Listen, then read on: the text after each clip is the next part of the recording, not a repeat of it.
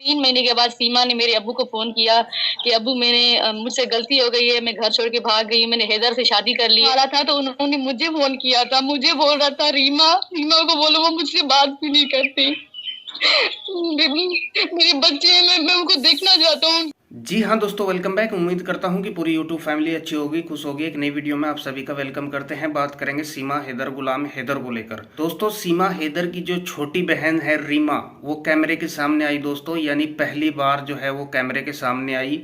और जो भी झूठ जो है सीमा ने आज तक बोला है हैदर भाई को लेकर, कि हैदर ने जो है मुझे तलाक दिया, हैदर मुझे मारता था, हैदर 4 साल से सऊदी में था, खर्चा नहीं देता था, इस तरह के काफ़ी झूठ जो हैदर को लेकर यानी सीमा ने बोले दोस्तों, वो उसकी छोटी बहन रीमा ने खोल कर रख दिया, यानी एक सच्चाई बताई दोस्तों। अब ये बेगैरत औरत, इलीगल औरत, ड्रामेबाज औरत कौन सा झूठ तैयार करेगी, क्योंकि इसका बहन जो है उसने इसको बेनकाब कर दिया दोस्तों।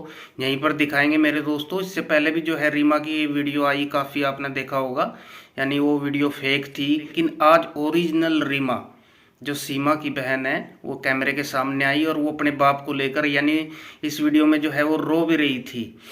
तो मेरे दोस्तों, इस इंटरव्यू को आखिर तक देखें, इसे ज़्यादा से ज़्यादा शेयर करें, ताकि ये जो ढोंगी औरत, बेगैरत औरत जो यहाँ पर अय्यासी कर रही है, जारी कर रही है, झूठ पर झूठ बोलती जा रही है अपनी अय्यासी के लिए, जारी के लिए, इसका जो है झूठ पकड़ा जाए। इसे ज़्यादा से ज़्यादा शेयर करना दोस्तों। देखिए क्या कहा इसकी बेगैरत की बहन ने, ये जो पाकिस्तान से घोड़ी आई जोड़ा तड़ाकर, सुनिए।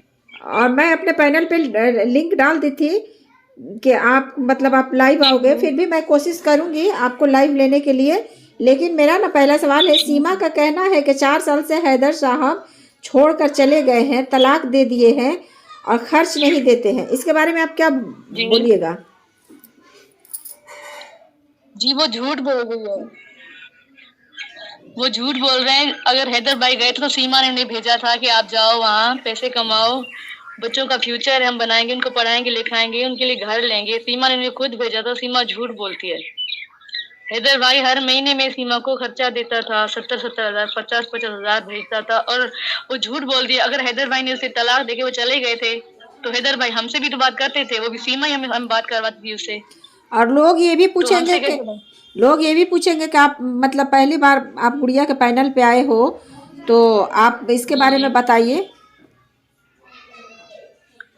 जी हम जो ना आज तक इसलिए नहीं आ रहे थे क्योंकि हम लोग बलोच हैं, तो बलोच की जो औरतें होती हैं वो ज्यादातर इस तरह से नहीं आती हैं, मोबाइलों में या यूट्यूब में नहीं आती है। लेकिन अब जो सीमा रोज नए नए झूठ बोलती है, तो इंसान की बर्दाश्त की भी कोई हद होती है ना।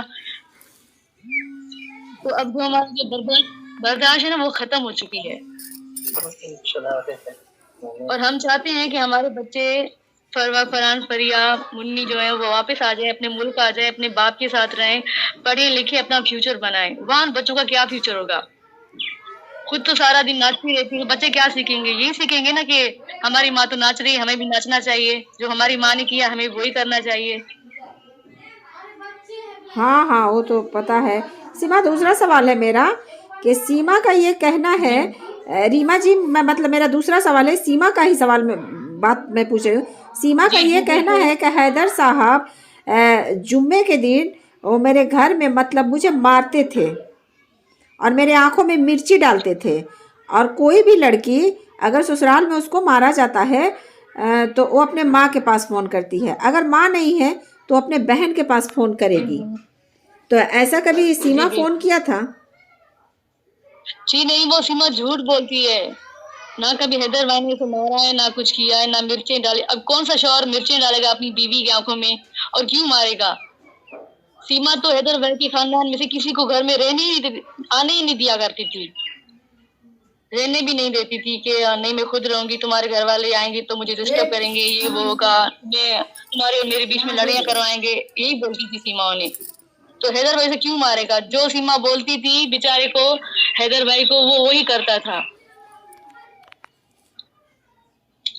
अच्छा, झूठ बोलती सीमा की, और सीमा मारते का थे, क्यों मारेंगे? मेरा सवाल ये है रीमा जी कि सीमा जी जी का ये कहना है कि मतलब हैदर साहब से उनका शादी आप लोग जबरदस्ती कराए, वो प्यार किसी और से करती थी। जी नहीं, बिल्कुल नहीं। ये बात सच है कि वो बोल रही कि मैं किसी और से प्यार करती थी, बल्कि जिसे वो प्यार करती थी बोलती है मैं प्यार करती हूँ। उन लोगों ने इसका कभी रिश्ता मांगा ही नहीं, झूठ बोलती है वो। और जब उसका रिश्ता नहीं मांगा तो इसी गुस्से में वो घर छोड़ के भाग गई थी। फिर 3 महीने तक हमें कुछ पता नहीं था कि सीमा कहाँ है। ठीक है, ना हैदर भाई को हम लोग कभी जानते थे, ना हमारे खानदान वाले, ना हम, कोई भी हैदर भाई को नहीं जानता था। फिर 3 महीने के बाद सीमा ने मेरे अब्बू को फोन किया कि अब्बू मुझसे गलती हो गई है, मैं घर छोड़ के भाग गई हूँ, मैंने हैदर से शादी कर ली है, मैंने कोर्ट मैरिज में शादी की है, अब लोग मुझे माफ करो और हैदर को कबूल कर लो। सीमा झूठ बोलती है, ये बिल्कुल, ये सबसे बड़ा झूठ है। सीमा को शर्म नहीं आती, वो अपने बाप पे झूठ बोलती है, बोलती कि मेरे बाप ने मुझे बेच दिया था, मेरे मामू ने मेरी शादी करवा दी थी। वो बिल्कुल झूठ बोल रही है, उसमें कोई सच्चाई नहीं है, वो झूठी है। और मैं बोलूंगी सीमा तुम्हें शर्म नहीं आ रही, तुम अपने मरे हुए बाप पे झूठ बोल रही हो। और वो अपने अब्बू से बहुत प्यार करती थी। और एक बार वो अपने अब्बू के मरने पे या किसी के मरने पे, बस सीमा के ही बात है, गई थी तो आप लोग उसे निकाल दिए थे घर से। बिल्कुल नहीं, बिल्कुल नहीं। जब हमारे अब्बू कराची में एडमिट थे हॉस्पिटल में ना, तो उसने एक बार भी हमारे अब्बू को फोन करके नहीं पूछा कि अब्बू आप कैसे हो, क्योंकि हमारे अब्बू उसको बोलते थे कि आप हैदर को वापस बुलाओ, अपने साथ रखो, आप अकेले क्यों रह रहे हो। तो मेरे अब्बू को बोलती थी कि आप तो मेरे दुश्मन हो, आप मेरे दुश्मन हो, आप बोलते हो कि हैदर कमाए ना, पैसे ना कमाए। हैदर भाई को यही बोलती थी कि अब्बू तो आपसे झूठ बोल रहा है, आप वापस ना आओ, आप पैसे कमाओ, अब्बू हमारा दुश्मन है। वो हमारे अब्बू से इतना बात ही नहीं करती थी, बल्कि मेरा अब्बू मरने वाला था तो उन्होंने मुझे फोन किया था, मुझे बोल रहा था रीमा को बोलो वो मुझसे बात भी नहीं करती।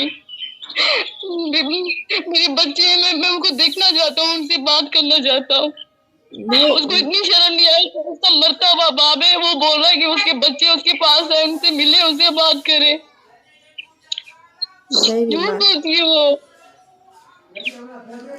क्योंकि जब हमारे अब्बू का इंतकाल हो गया तो मेरा भाई, मेरे मामू वाले ने कहा कि चलो इससे गलती हो गई है, लेकिन अभी इसका बाप इस दुनिया में नहीं रहा, अब आखिरी बार उसको अपने अब्बू का मुंह देखना चाहिए, इसलिए हम लोग उसको अपने